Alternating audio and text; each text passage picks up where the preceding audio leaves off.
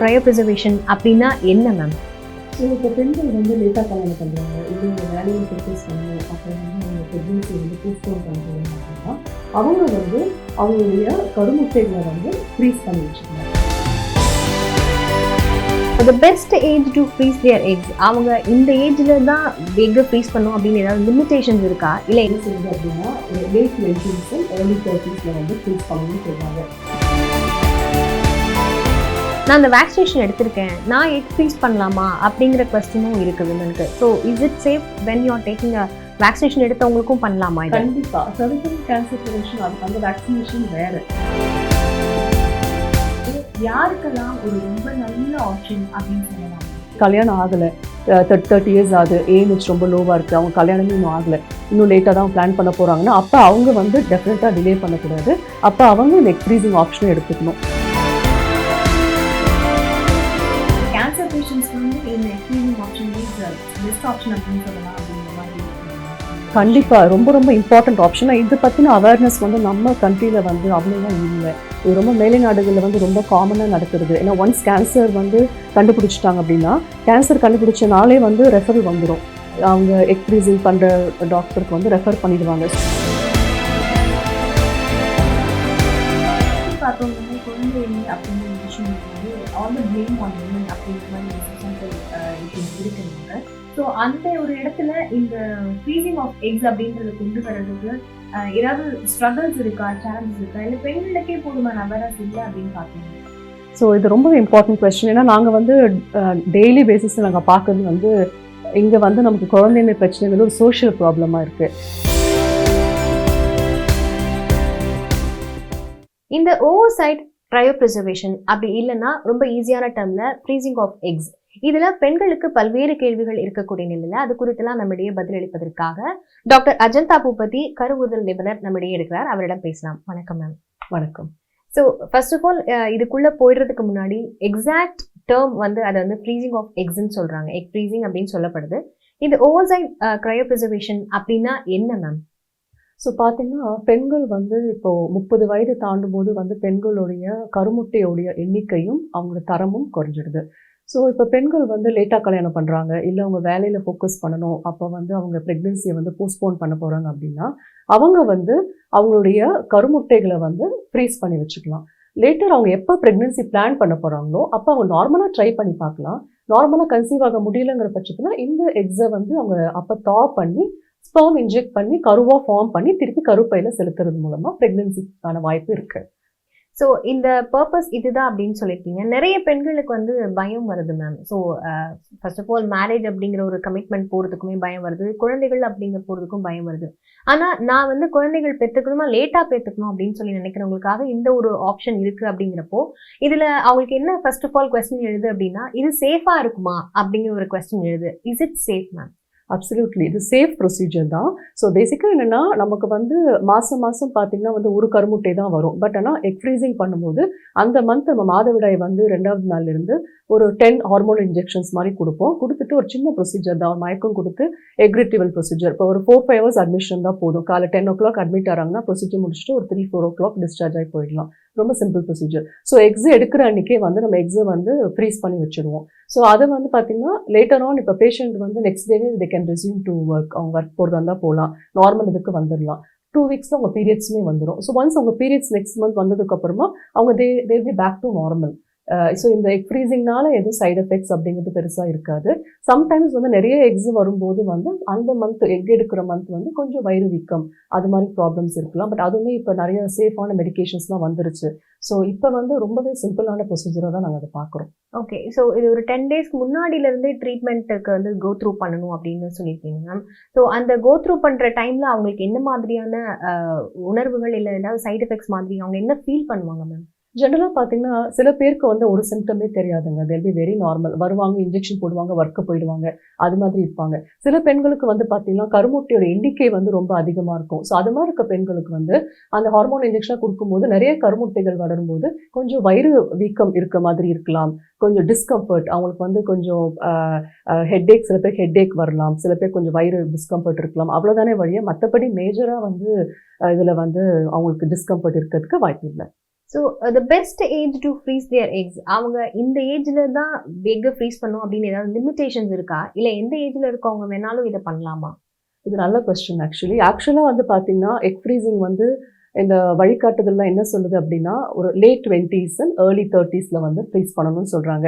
But ஆனால் நம்ம 35 இயர்ஸ்க்கு மேலே ஒரு பெண்மணி வராங்க, அவங்க வந்து எதோ கல்யாணம் ஆகலை அவங்களுக்கு, இல்லை வந்து அவங்க கல்யாணம் ஆயிருக்கு பட் ஆனால் இன்னும் கொஞ்சம் அவங்க டிலே பண்ண போகிறாங்க அப்படின்னா அந்த ஏஜில் கண்டிப்பாக அவங்க எக் ஃப்ரீசிங் பண்ணி தான் ஆகணும். பட் ஆனால் என்னென்னா அந்த எக் ஃப்ரீசிங்கோடைய சக்ஸஸ் ரேட் வந்து நம்ம எக்ஸை வந்து ஃப்ரீஸ் பண்ணுற ஏஜ் பொறுத்து தான் இருக்குது. இப்போ வந்து ஒரு 30 வயதில் ஒரு பெண் எக் ஃப்ரீஸ் பண்ணியிருக்காங்க அப்படின்னா அவங்களுக்கு வந்து அவங்க லேட்டர் அது ஒரு 5 வருஷம் கழிச்சோ 10 வருஷம் கழிச்சோ யூஸ் பண்ணும்போது அவங்களோட சக்ஸஸ் ரேட் பெட்டராக இருக்கும். அதே சேம் டைம் ஒரு 38 வயசில் ஒரு பெண்மணி வந்து எக் ஃப்ரீஸ் பண்ணுறாங்கன்னா அவங்களுடைய சக்ஸஸ் ரேட் வந்து பார்த்தீங்கன்னா கொஞ்சம் குறைவாக இருக்கும். ஏன்னா அந்த ஏஜ் ஆக ஆக பெண்களுக்கு வந்து நம்மளுடைய எண்ணிக்கை, முட்டையோட எண்ணிக்கையும் குறைஞ்சிடுது, அந்த குவாலிட்டியும் குறைஞ்சிடுது. ஸோ இதுதான் அதனுடைய. ஸோ இந்த ஏஜ் லிமிட்ஸ் பற்றி பேசணும். இன்னொன்று சர்விக்கல் கேன்சருக்கு இப்போ வந்து நிறைய வேக்சினேஷன்லாம் வந்துச்சு மேம். நான் அந்த வேக்சினேஷன் எடுத்திருக்கேன், நான் எக் ஃப்ரீஸ் பண்ணலாமா அப்படிங்கிற கொஸ்டினும் இருக்கு விமனுக்கு. So is it safe when you are taking a vaccination எடுத்தவங்களுக்கும் பண்ணலாமா? கண்டிப்பாக சர்விக்கல் கேன்சர் ப்ரிவென்ஷன் அந்த வேக்சினேஷன் வேறு.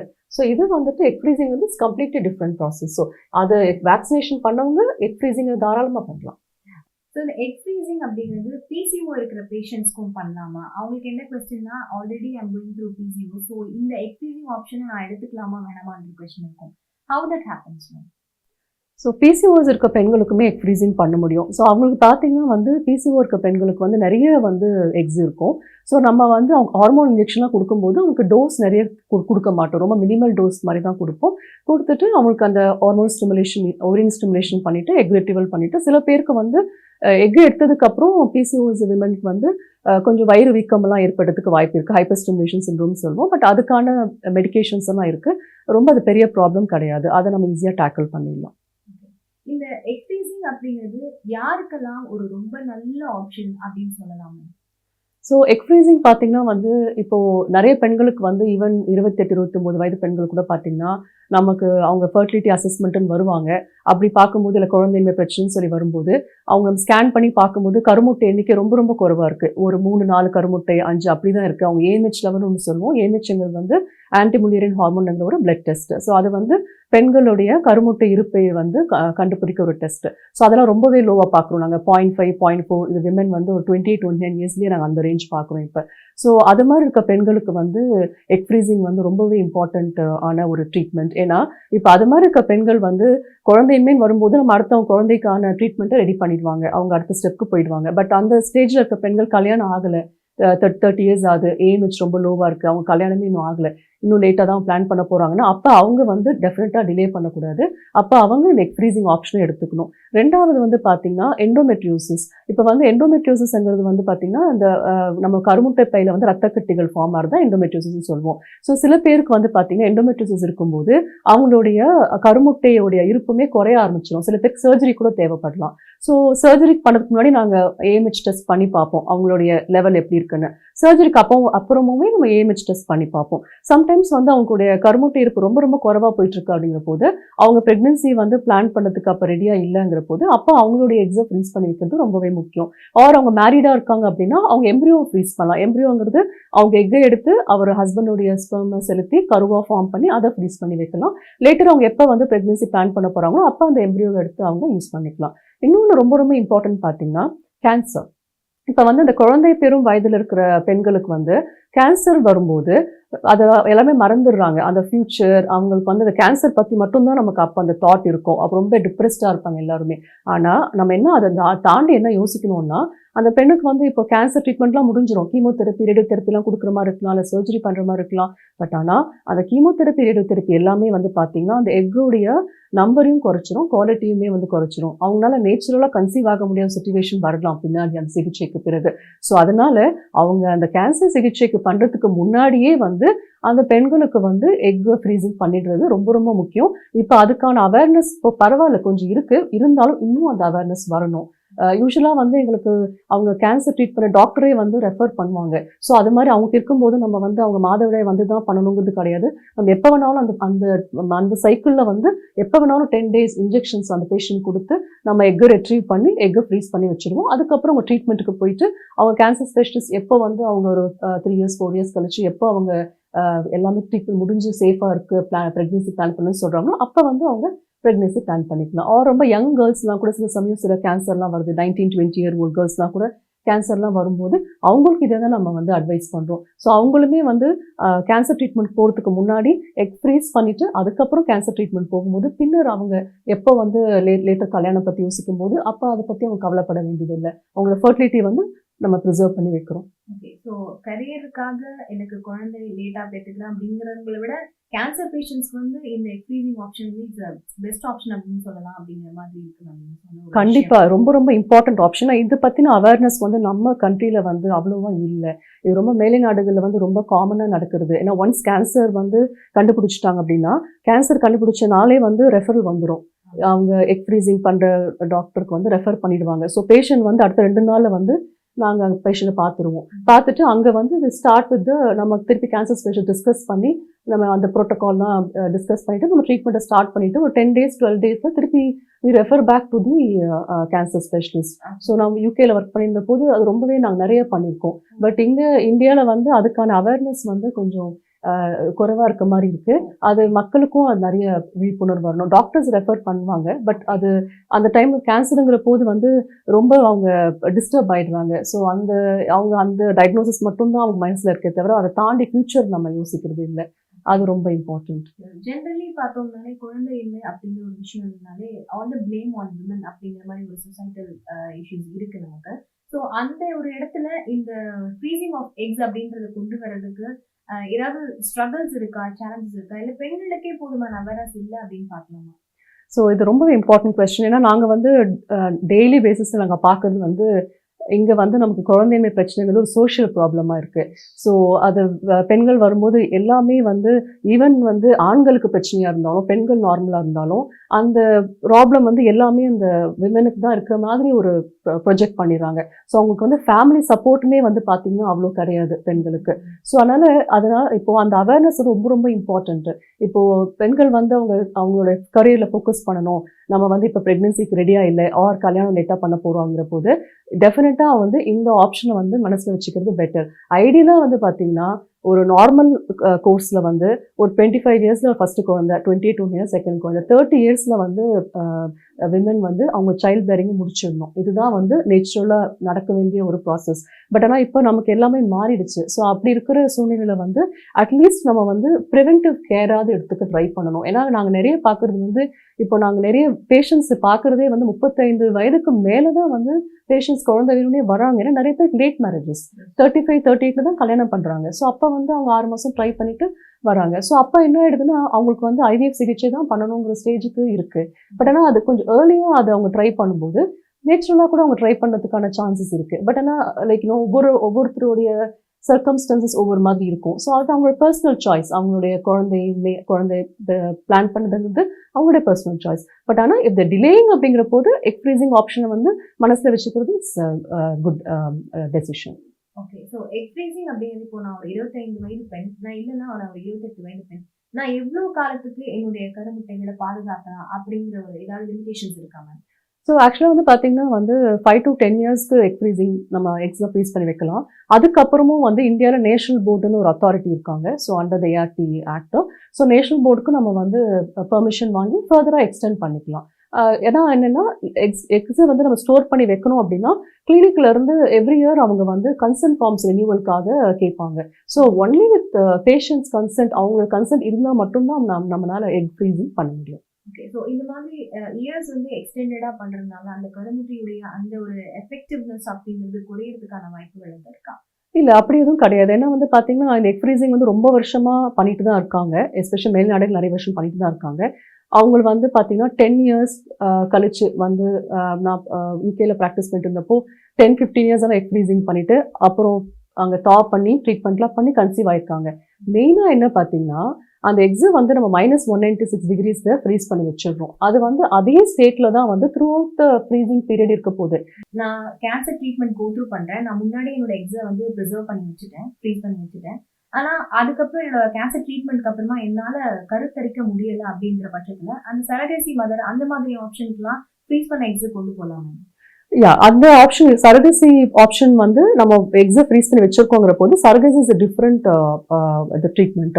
ஸோ அப்போ நம்ம அதுக்கான பெர்மிஷன் வாங்குற மாதிரி இருக்கும். இப்போ வந்து நேஷனல் போர்ட் ஃபார்ம் பண்ணியிருக்காங்க.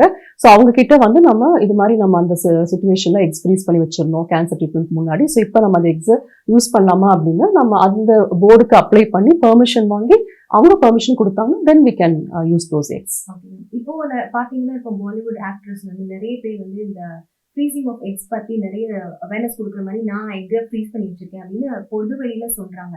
இந்த அவேர்னஸ் எங்க கொண்டு போயிடுது மேம்? இதுக்கான இந்த ஃப்ரீசிங் ஆஃப் எக்ஸ்க்கான அவேர்னஸ் இன்னும் எவ்வளவு வளர வேண்டியது இருக்குன்னு பாக்குறீங்க? இப்போ வந்து பாத்தீங்கன்னா கொஞ்சம் மெட்ரோபாலிட்டன் சிட்டிஸ்லாம் வந்து இதுக்கான அவேர்னஸ் இருக்கு. பட் ஆனா எல்லாருக்குமே இந்த அவேர்னஸ் இருக்கான்னு தெரியல. மோஸ்டா வந்து பாத்தீங்கன்னா அந்த அவேர்னஸ் எப்படி இருக்குன்னா அவங்களுக்கு வந்து இப்போ நான் லேட்டா கல்யாணம் பண்ணிக்க போறோம், நம்ம வந்து இப்போ பிரெக்னன்சி வேண்டாம், அது மாதிரி இருக்க விமென் தான் எக்ஸ்ஃப்ரீசிங்கை பத்தி யோசிக்கிறாங்களே இல்லையா. ஜென்ரலா வந்து இப்போ எண்டோமெட்ரியோசிஸ் இருக்கிற பெண்களோ இல்ல வந்து சில பேருக்கு வந்து அவங்களோட கருமுட்டை எண்ணிக்கையே குறைவா இருக்குன்னு தெரியாமையும் இருக்காங்க இல்லையா. ஸோ அது மாதிரி இருக்க பெண்களுக்கு இது ரொம்ப ரொம்ப இம்பார்ட்டன்ட் ஆப்ஷன். ஸோ அது அந்த விமென்கெல்லாம் அந்த அவேர்னஸ் வர்றது ரொம்பவே முக்கியம். ஸோ அதனால நம்ம என்ன சொல்லுவோம் அப்படின்னா குழந்தையின்மை பிரச்சனைன்னு வரும்போது அப்போ we can diagnose this. அப்போ நம்ம டெஸ்ட் பண்ணி பார்ப்போம் இல்லையா அப்போ. பட் ஆனால் என்ன பண்ணணும்னா இப்போ 30 years ஆயிடுச்சு அவங்க கல்யாணமே பண்ணிக்கலனாலும் ஒரு அசஸ்மெண்ட் பண்ணிக்கிறது பெட்டர். அது ஃபெர்டிலிட்டி அசஸ்மெண்ட்னு சொல்லுவோம். அட்லீஸ்ட் சிம்பிளா ஒரு ஸ்கேன் ஒரு ஏஎம்ஹெச் டெஸ்ட் பண்ணிக்கிட்டா கூட அட்லீஸ்ட் அவங்க தெரிஞ்சுக்கலாம் நம்மளுடைய எண்ணிக்கை. ஏன்னா சில சமயம் நமக்கு இப்போ ஏஜ் இருக்கு, நான் 35ல பண்ணிக்கலாம் நினைக்கலாம் எக் ஃப்ரீசிங். பட் ஆனால் 30 yearsலேயே அவங்களுடைய ஏஎம்ஹெச் அளவு வந்து 1.5 தான் இருக்கு அப்படின்னா 35 yearsல பார்த்தீங்கன்னா ஏஎம்ஹெச் அளவு ரொம்ப ரொம்ப குறைவா இருக்கலாம். அப்போ வந்து அவங்க எக்ஸை வந்து எடுக்க முடியாம இல்லை ஃப்ரீஸ் எக்ஸை என்னதான் இன்ஜெக்ஷன் கொடுத்தாலும் எக்ஸ் நமக்கு 2-3 எக்ஸ் இருக்கும்போது அந்த அளவுக்கு அவுட்கம் நமக்கு நல்லா வராது. ஐடியலா வந்து எக் ஃப்ரீசிங் பண்ணணும் அப்படின்னா ஒரு 15 to 20 எக்ஸ் இருந்தாதான் நம்ம லேட்டர் நமக்கு பிரெக்னன்சிக்கு பிளான் பண்ணும்போது அது சஃபிஷியண்டா இருக்கும். அது மாதிரி ரொம்ப ரொம்ப ஏஎம்ஹெச் குறைவா இருக்க பெண்களுக்கு வந்து நமக்கு வந்து மல்டிபிள் சைக்கிள்ஸ் தேவைப்படுற மாதிரி இருக்கும். ஒரு தடவை எடுக்கும்போது அந்த எக்ஸ் பத்தாது, நமக்கு ஒரு 2 சைக்கிள் 3 சைக்கிள் பண்ற மாதிரி சுச்சுவேஷன் கூட வரலாம். இதை வந்து அவங்க சிம்பிளா அந்த அசஸ்மெண்ட் பண்ணிக்கும் போது நமக்கு கொஞ்சம் அவங்களுக்கு அதை பத்தின அண்டர்ஸ்டாண்டிங் இருக்கும். ஓகே, ஸோ பிசிக்கலி இந்த ஃப்ரீசிங் ஆஃப் எக்ஸ் அப்படிங்கிறது ஒரு பக்கம் ஒரு கான்ஃபிடன்ஸ் அண்ட் ஸ்ட்ரென்த்தை கொடுக்கும் அப்படின்னாலும் இது பெண்களுக்கு மென்டலி எந்த அளவுக்கு ஒரு கான்ஃபிடன்ஸை கொடுக்குற ஒரு விஷயமா இருக்கும்? ஐ வுட் சே இப்போ வந்து பாத்தீங்கன்னா ஒன்ஸ் அவங்க எக்ஸ் ஃப்ரீஸ் பண்ணிட்டாங்க அப்படின்னா அவங்க ஃபியூச்சரை பத்தி ரொம்ப பயப்பட வேண்டாம். ஏன்னா இது வந்து they'll have as a backup. Once அவங்க பிரெக்னன்சி பிளான் பண்றாங்க, நேச்சுரலா கன்சீவ் ஆக முடியும்னா அப்போ they know நமக்கு ஒரு பேக்கப் இருக்கு அப்படிங்கிற ஒரு கான்ஃபிடன்ஸ் அவங்களுக்கு இருக்கும். அதை நான் நிறையவே பார்த்துருக்கேன்.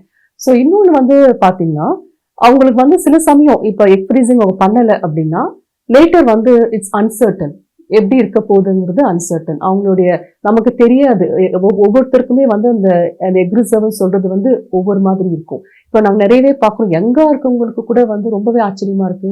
28, 29 எல்லாம் ஒரு 0.2, 0.3 2 எக் 3 எக் அப்படிதான் வந்து நாங்கள் பார்க்குறோம். ஸோ நிறைய இப்போ என்வாயன்மெண்டல் பொல்யூஷன் நிறைய ப்ராப்ளம்ஸ் இருக்கு இப்போ. ஸோ அதெல்லாமே வந்து நம்மளோட எக்ஸை வந்து அஃபெக்ட் பண்ணிட்டு இருக்கு. ஸோ அது வந்து ஐ திங்க் எக் ஃப்ரீசிங்கிறது it's definitely a good option. But at the same time வந்து நான் what we would like to request is in case வந்து இப்போ எண்டோமெட்ரியோசிஸ்லாம் ப்ராப்ளமா இருக்கு அப்படின்னா பெட்டர் டு அட்டெம்ப்ட் கன்செப்ஷன். அவங்க பிரெக்னன்சிக்கு பிளான் பண்றது பெட்டர். அதாவது ஏன்னா சில சமயம் எண்டோமெட்ரியோசிஸ் ரொம்ப சிவியரா போறதுக்கு வாய்ப்பு இருக்கு. இப்போ அவங்க எக் ஃப்ரீசிங் பண்ணியிருந்தாலும் லேட்டர் ரொம்ப ரொம்ப சிவியரா போச்சுன்னா திருப்பி அதை எக் இம்ப்ளான்ட் பண்ணும்போது எம்ப்ரியோ இம்ப்ளான்ட் பண்ணும்போது அப்போ அவங்களோட பிரெக்னன்சி சான்சஸ் வந்து லெஸ்ஸாக தான் இருக்கும். ஸோ இது வந்து எப்படின்னா நம்ம பேலன்ஸ்டா எடுத்துக்கணும். ரொம்பவும் எல்லாருக்குமே அதை சொல்லக்கூடாது. அட் த சேம் டைம் வந்து ஓகே நம்ம எல்லாம் எக்ஸ்பிரஸ் பண்ணி வச்சுக்கலாம், நேச்சுரலா நம்ம ட்ரை பண்ண வேண்டாம், அந்த மாதிரி இதுவும் இருக்கக்கூடாது. So we should have a fine balance. நம்ம வந்து ஓகே இது ஃபியூ இயர்ஸ் நம்ம தள்ளி போட போறோம் அப்படின்னா தென் தட் இஸ் ஓகே. பட் அதுக்காக ரொம்ப எக்ஸ்ட்ரீமா வந்து 40 இயர்ஸ்ல போய் நான் எக்ஸ்ஃப்ரீசிங் பண்றேன்னு சொல்லும்போது that is not a good decision. ஏன்னா அந்த 40 இயர்ஸ்ல நம்ம எக்ஸ்ஃப்ரீஸ் பண்ணி வச்சாலும் அது பின்னாடி யூஸ் பண்ணும்போது நமக்கு எந்த அளவுக்கு சக்சஸ் ரேட் கொடுக்குங்கிறது நமக்கு தெரியாது. இந்த எக் ஃப்ரீஸ் பண்றதுனால என்னுடைய மென்ஸ்ட்ரல் சைக்கிள், என்னுடைய மாதவிடாய் சைக்கிள் அப்படிங்கிறது அதுல ஏதாவது மாற்றம் ஏற்படுமா? அதுல ஏதாவது மாறுபாடுகள் இருக்குமா? யூஸ்வலா வந்து எக் ஃப்ரீசிங் பண்ணும்போது ஒரு 10 days இன்ஜெக்ஷன்ஸ் கொடுக்குறோம், கொடுத்துட்டு எக்கை எடுத்துடுறோம். அதுக்கப்புறம் 2 weeksல வந்து பீரியட்ஸ் வந்துடும். ஒன்ஸ் பீரியட்ஸ் வந்ததுக்கு அப்புறமா கம்ப்ளீட்லி அது ஒரு நார்மல் சைக்கிள். ஸோ ப்ரீவியஸா எக் ஃப்ரீசிங் பண்ணதுனால நெக்ஸ்ட் பீரியட்ஸ் அஃபெக்ட் ஆகாது. எவ்ரி மந்த் உங்களுக்கு நார்மலா உங்க பாடி எப்படி இருந்ததோ எக் ஃப்ரீசிங் பண்ணதுக்கு முன்னாடி அது மாதிரி நார்மல் ஸ்டேட்டுக்கு அது வந்துடும். ஸோ எக் ஃப்ரீசிங் வந்து அந்த மந்த் நமக்கு வந்து நார்மலா வந்து பாத்தீங்கன்னா எவ்ரி மந்த் ஒரு முட்டை தான் வரும். பட் எக் ஃப்ரீசிங் என்ன பண்றோம், ஹார்மோன் இன்ஜெக்ஷன் கொடுக்கறதுனால ஒரு 10 முட்டை இருந்ததுன்னா அதுல ஒரு 7-8 முட்டையை வந்து நம்ம வந்து வளர வைக்கிறோம், அதை ரெட்ரீவ் பண்ணி எடுத்துடுறோம். ஸோ திருப்பி நெக்ஸ்ட் மந்த் அதே மாதிரி உங்களுக்கு அந்த 10 ஃபாலிகல்ஸ் வரதான் போகுது. ஸோ திருப்பி அதுல இருந்து ஒரு எக் உங்களுக்கு வந்து ஓவுலேஷன் சொல்லுவோம், அந்த எக் ஓவுலேட் ஆக போகுது. ஸோ இந்த எக் ஃப்ரீசிங் ப்ராசஸ் வந்து completely it's a safe procedure, ஒன்றும் ப்ராப்ளம் கிடையாது. அதே மாதிரி ரீசெண்டா ஒரு ஸ்டடில என்ன சொல்லியிருக்காங்க அப்படின்னா, இந்த எக் ஃப்ரீசிங் முறைப்படி கருத்தரிப்பது அப்படிங்கிறது 40% 35% தான் வந்து சக்சஸ்ஃபுல் ரேட்ஸ்ல இருக்கு அப்படின்னு சொல்லிட்டு யூஎஸ்ல வந்து ஒரு லெபார்டரி நடத்தப்பட்ட ஒரு ஆய்வுல வந்து இன்ஃபர்மேஷன் கொடுத்திருக்காங்க. இதுதான் ஃபேக்டா இருக்கு அப்படின்னு சொல்லிட்டு. இது உண்மைதானா? ஸோ இது எப்படி பார்த்தீங்கன்னா, நாம முதல்ல டிஸ்கஸ் பண்ண மாதிரி ஒரு 10 எக்ஸ் இருக்குன்னு வச்சுக்கோங்களேன். அப்போ அதுல வந்து நமக்கு ஒரு 7-8 தான் அது தா ஆகும். அதுல வந்து ஒரு ஒரு ஸ்பெர்ம் இன்ஜெக்ட் பண்ணும்போது ஒரு 3 கரு வரலாம். இந்த குவாலிட்டி ஆஃப் த எம்ப்ரியோ வச்சு தான் அந்த சக்சஸ் ரேட் நம்ம சொல்றோமே. ஸோ இப்போ அதே ஒரு 15 to 20 எக்ஸ் கொஞ்சம் இருக்கும்போது நமக்கு இன்னும் சக்சஸ் ரேட் வந்து பெட்டரா இருக்கிறதுக்கு வாய்ப்பு இருக்கு. அது நிறைய பெண்கள் இப்போ வந்து ஃப்ரீஸ் பண்ணி வச்ச பெண்கள்லாம் வந்து இப்போ கொஞ்சம் கொஞ்சமா அதை யூஸ் பண்ணிட்டு இருக்காங்க. ஸோ அது அப்போ அது அவங்க கொஞ்சம் நமக்கு கொஞ்ச நாள் கழிச்சு தான் அது தெரியும் ஆக்சுவலா வந்து இது நமக்கு எப்படி இது இருக்க போகுதுங்கிறது. பட் ஜென்ரலி ஸ்பீக்கிங் நம்ம வந்து அந்த ஃப்ரீஸ் பண்ண ஏஜ் தான் ரொம்பவே முக்கியம். ஒன்ஸ் நமக்கு அந்த 30 இயர்ஸ்ல 35 இயர்ஸ் கீழே ஃப்ரீஸ் பண்ணும்போது நிறைய ஃபேக்டர்ஸ் இருக்கு. ஆமா, அந்த மாதிரி ஸ்பெர்ம் எந்த அளவுக்கு ஹெல்தியா இருக்கு, கரெக்ட், கர்ப்பப்பை எப்படி எந்த அளவுக்கு ஹெல்த்தியா இருக்கு அதெல்லாம் வச்சுதான் நம்ம சொல்ல முடியும். பட் ஜென்ரலாவே வந்து பாத்தீங்கன்னா லெஸ் தேன் 35 இயர்ஸ் அவங்க ஃப்ரீஸ் பண்ணும்போது நமக்கு ஒரு 50% சக்சஸ் ரேட் எக்ஸ்பெக்ட் பண்ணலாம். Thank you so much ma'am. நிறைய கேள்விகள், நிறைய சந்தேகங்கள் எல்லாத்துக்குமே ரொம்ப பொறுமையா பதில் அளிச்சீங்க. Thank you so much for time. Thank you and it's a very important topic. இது பப்ளிக் ரொம்பவே இம்பார்ட்டன்ட் டாபிக் அண்ட் இது ரொம்பவே ஹெல்ப்ஃபுல்லா இருக்கும்னு நினைக்கிறேன். தேங்க்யூ ஸோ மச் மேம். விமனுக்கு ஆக்சுவலி ரொம்ப ஹெல்ப்ஃபுல்லா இருக்கும். Definitely, it's definitely a much needed topic for the women. Thank you. Thank you.